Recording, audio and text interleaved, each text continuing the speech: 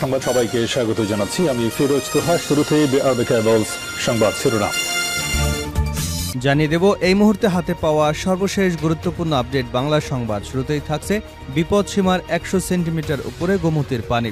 উজান থেকে আসা পাহাড়ি ঢলে বিপদসীমার রেকর্ড পরিমাণ উপর দিয়ে প্রবাহিত হচ্ছে কুমিল্লার গোমতী নদীর পানি। বৃহস্পতিবার বাঁধ ভেঙে লোকালয়ে পানি ঢোকায় শুক্রবার দিনব্যাপী কমেছে গোমতীর পানি, তবে এখনও বিপদসীমার ১০০ সেন্টিমিটার উপর দিয়ে প্রবাহিত হচ্ছে।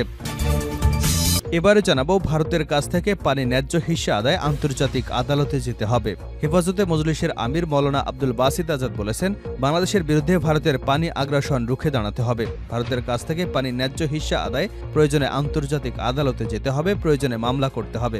তিনি বলেন, ভারত গ্রীষ্ম মৌসুমে পানি দেয় না, কিন্তু বর্ষাকালে অতিবর্ষণের সময় বাঁধের গেট খুলে দিয়ে বাংলাদেশকে ভাসিয়ে দেয়। এটা কোনোভাবেই সুপ্রতিবেশী সুলভ আচরণ হতে পারে না।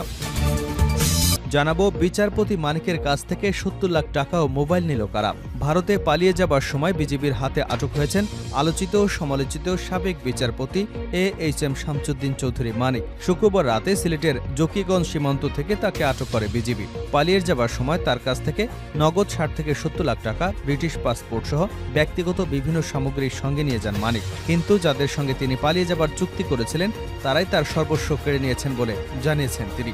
ইতিমধ্যেই তার একটি ভিডিও সামাজিক যোগাযোগ মাধ্যমে ভাইরাল হয়েছে। সেখানে তাকে কলাপাতার উপরে শুয়ে থাকতে দেখা গেছে।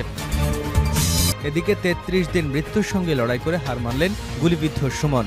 নরসিংদীর মাধবদীতে বৈষম্য বিরোধী কোটা আন্দোলনে গুলিবিদ্ধ সুমন রহমান অনিক মারা গেছেন। শুক্রবার সকালে রাজধানীর বঙ্গবন্ধু শেখ মুজিব মেডিকেল বিশ্ববিদ্যালয়ে চিকিৎসাধীন অবস্থায় তার মৃত্যু হয়। বিষয়টি নিশ্চিত করেছেন তার বড় ভাই জুলহাস মিয়া। এবারে থাকছে বন্যার্তদের সহায়তায় রাজনৈতিক ধর্মীয় পরিচয় নয় তারেক রহমান। দেশের বন্যার্ত মানুষের সহায়তায় রাজনৈতিক বা ধর্মীয় পরিচয় না দেখার আহ্বান জানিয়েছেন বিএনপির ভারপ্রাপ্ত চেয়ারম্যান তারেক রহমান।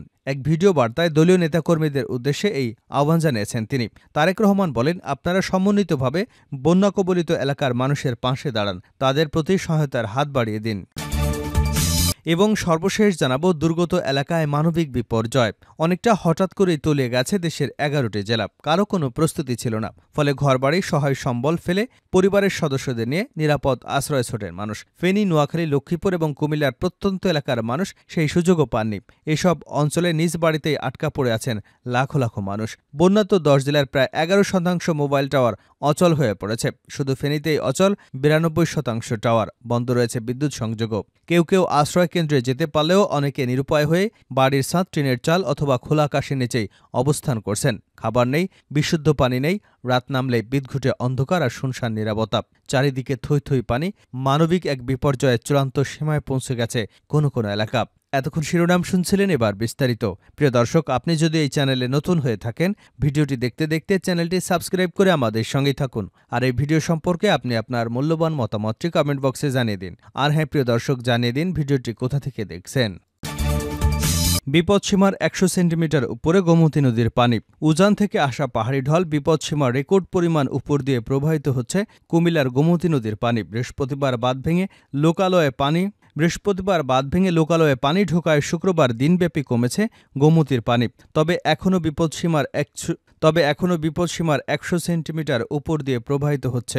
এ তথ্য নিশ্চিত করেছেন কুমিল্লা পানি উন্নয়ন বোর্ডের নির্বাহী প্রকৌশলী খান মোহাম্মদ ওয়ালিউজ্জামান। তিনি বলেন, বৃহস্পতিবার রাতে গোমতীর বাঁধ ভাঙার আগ পর্যন্ত ১৩৪ সেন্টিমিটার উপর দিয়ে পানি প্রবাহিত হচ্ছিল, যা স্মরণকালের সবচেয়ে সর্বোচ্চ সীমা। এর আগে ১৯৯৭ সালে বিবাদ সীমার সর্বোচ্চ ৯৬ সেন্টিমিটার উপর দিয়ে প্রবাহিত হয়েছিল গোমতীর পানি। তিনি আরও বলেন, গোমতীর বাঁধ ভাঙার পর বুড়িচং এবং ব্রাহ্মণপাড়া উপজেলার নতুন নতুন কিছু এলাকা প্লাবিত হয়েছে। এর ফলে কিছুটা কমতে শুরু করেছে পানি, তবে ঘণ্টায় কমেছে ১ সেন্টিমিটার পানি। ২৪ ঘণ্টায় ২৪ সেন্টিমিটার কমেছে। অপরদিকে গোমতী নদীর বাঁধ ভেঙে যাওয়ার পর থেকে ভয়াবহ বন্যার সৃষ্টি হয়েছে বুড়িচং উপজেলায়। এই উপজেলার ষোলনাল, পীরযাত্রাপুর, বাক্সিমূল, রাজাপুর এবং বুড়িচর সদস্য ৫টি ইউনিয়নে অন্তত ৪০টি গ্রাম প্লাবিত হয়েছে।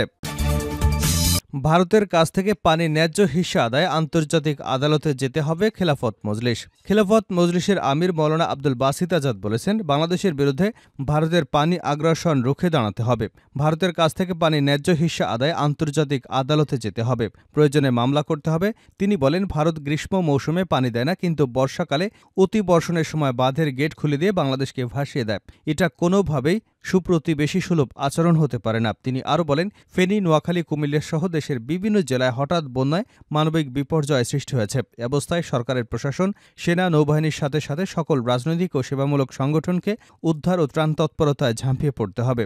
ভারতের পানি আগ্রাসনের বিরুদ্ধে শুক্রবার বাদ-জুমা বিজয়নগর পানির ট্যাঙ্কির সামনে বিক্ষোভ মিছিল পরবর্তী সমাবেশে প্রধান অতিথির বক্তব্যে তিনি এসব কথা বলেন। সমাবেশের আগে বায়তুল মোকাররমের উত্তর গেট থেকে এক বিক্ষোভ মিছিল পল্টন মোড় হয়ে বিজয়নগর পানির ট্যাঙ্কি সংলগ্ন সড়কে সামনে গিয়ে মিলিত হয়। বাংলাদেশের বিরুদ্ধে ভারতের পানি আগ্রাসনের প্রতিবাদে ঢাকা মহানগরী ছাড়াও সিলেট মহানগরী, বরিশাল মহানগরী, খুলনা মহানগরী, রংপুর মহানগরী সহ দেশের বিভিন্ন জেলায় বিক্ষোভ মিছিল অনুষ্ঠিত হয়েছে। সীমান্তে বিচারপতি মানিকের কাছ থেকে ৭০ লাখ টাকা মোবাইল নিল কারা?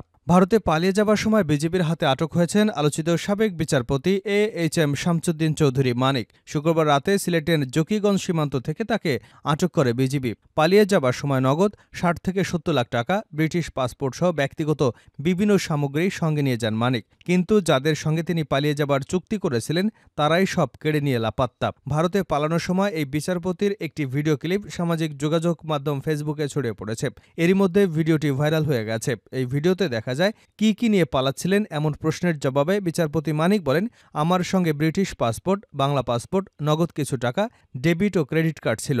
এ সময় পাশ থেকে একজন জানতে চান, আজকে আটকের সময় আপনার কাছে কি ছিল? এর জবাবে সাবেক বিচারপতি জানান, তেমন কিছু ছিল না, ৪০,০০০-এর মতো টাকা ছিল। গতকাল ৬০ থেকে ৭০ লাখ টাকার মতো ছিল, ওটা নিয়ে গেছে। নৌকাওয়ালারা নিয়েছে কিনা জানতে চাইলে তিনি বলেন, সেগুলো ওই দুই ছোকরাই নিয়েছে, আমার সঙ্গে কিচ্ছু নাই, ফোন নম্বর সহ সব নিয়ে গেছে।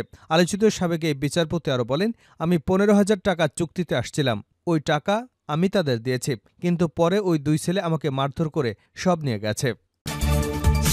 দুর্গত এলাকায় মানবিক বিপর্যয় অনেকটা হঠাৎ করেই তলিয়ে গেছে দেশের ১১টি জেলা।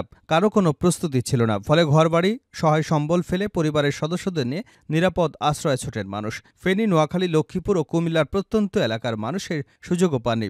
সব অঞ্চলের নিজ বাড়িতে আটকা পড়েছেন লাখো মানুষ। বন্যাত ১০ জেলায় প্রায় ১১% মোবাইল টাওয়ার অচল হয়ে পড়েছে। শুধু ফেনীতেই অচল হয়েছে ৯২% টাওয়ার। বন্ধ রয়েছে বিদ্যুৎ সংযোগও। কেউ নিরাপদ আশ্রয়কেন্দ্রে যেতে পারলেও অনেকেই নিরুপায় হয়ে বাড়ির ছাদ, টিনের চাল বা খোলা আকাশের নিচে অবস্থান করছেন। খাবার নেই, বিশুদ্ধ পানি নেই, রাত নামলেই বিদঘুটে অন্ধকার আর শুনশান নীরবতা। চারিদিকে থই থই পানি। মানবিক বিপর্যয়ের চূড়ান্ত সীমায় পৌঁছেছে কোনো এলাকার মানুষ। এদিকে বিভিন্ন জেলা উপজেলায় পানিতে তলিয়ে গেছে ফসলের মাঠ, মাছের খামার, ভেসে গেছে গৃহপালিত ও খামারের গবাদি পশু, হাঁস মুরগি, আসবাবপত্র সহ সবকিছুই। পানির তেড়ে অনেকের বাড়িঘরও ভেঙে গেছে, সব হারিয়ে নিঃস্ব। এসব মানুষের মাঝে এখন শুধু বাঁচার আকুতি। কুমিল্লার বুড়িচংয়ের গোমতী নদীর বাঁধ ভেঙে প্রায় ২০০ পরিবার নিখোঁজ রয়েছে। দুর্গত এলাকাগুলোয় স্থানীয় প্রশাসন, সেনাবাহিনী, বিভিন্ন রাজনৈতিক ও সামাজিক সংগঠন, স্বেচ্ছাসেবী দল উদ্ধার তৎপরতা চালাচ্ছেন, ত্রাণ সহায়তাও দিচ্ছেন। তবে বানভাসীরা বলছেন, প্রয়োজনের তুলনায় তা খুবই কম। তাছাড়া শহরের আশপাশেই তারা বেশি তৎপর। ঝুঁকি নিয়ে অনেকেই দূরদূরান্তে গ্রামীণ জনপদে যেতে পারছেন না।